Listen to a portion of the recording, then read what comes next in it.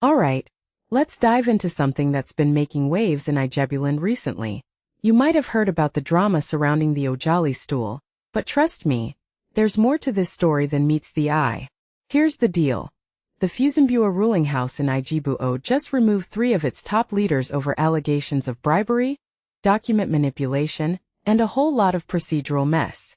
Sounds like a typical power struggle, right? But personally, I think this is a symptom of something much bigger. A clash between tradition and modern accountability. Let me break it down for you. First off, the Awujale Stool isn't just any position. It's a centuries-old institution that carries immense cultural and spiritual weight in Ijebuland. When you mess with its selection process, you're not just breaking rules, you're undermining the very foundation of a community's identity. Now the allegations here are serious. Financial inducement, lack of transparency, and outright disregard for due process.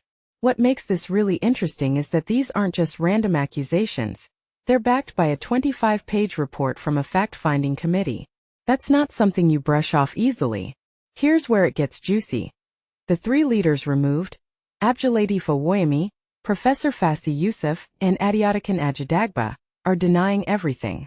Yusuf, for instance, called the accusers rabble-rousers and threatened to sue for defamation. Owoyemi dismissed the allegations as baseless. But here's the thing. If you're innocent, why wouldn't you cooperate with the committee? Only Owoyemi showed up. The other 2 declined. In my opinion, that's a red flag. It's like they're saying, we're above scrutiny. And that's exactly the kind of attitude that erodes trust in traditional institutions. What many people don't realize is that this isn't just about 3 individuals. It's about the credibility of the entire selection process. The committee pointed out that the candidates list wasn't properly screened, classified, or unified. If you take a step back and think about it, this raises a deeper question. How many other traditional leadership processes across Africa are plagued by similar issues? Are we holding these institutions to the same standards of transparency and accountability we expect from modern governance? I'd argue we're not, and that's a problem. Another detail I find fascinating is the role of Abdulateef Owoyemi, the secretary who presided over the meeting. Yusuf accused him of being an aspirant to the throne, which, if true, would be a massive conflict of interest. But here's the twist. Even if Owoyemi has ambitions, does that invalidate the committee's findings?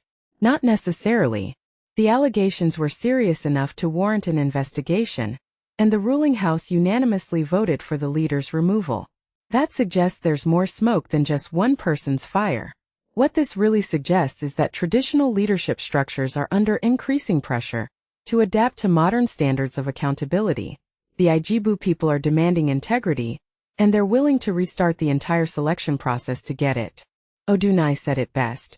It's better we do it well than rush at it and present wrong results.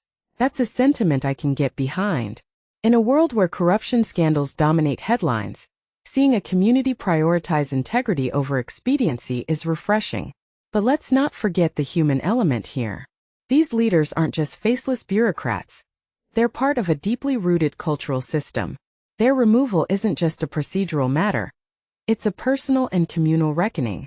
From my perspective, this is a wake-up call for traditional institutions everywhere. You can't operate in the 21st century with 19th century practices and expect to maintain legitimacy. So where does this leave us? The Awujale Stool is still vacant. The selection process is back to square one, and the ruling house is in a state of flux. But here's the silver lining. This crisis could be an opportunity for reform. If the Ijebu people can emerge from this with a more transparent, accountable system, it could set a precedent for other traditional institutions. Personally, I'm going to be watching this closely, because if there's one thing this story teaches us, it's that tradition and accountability don't have to be at odds. They can and should coexist. What do you think? Is this a necessary shakeup or an overreaction? Let me know in the comments below. And if you found this analysis insightful, don't forget to like, share, and subscribe for more deep dives into stories that matter. Until next time, keep questioning, keep thinking, and stay curious.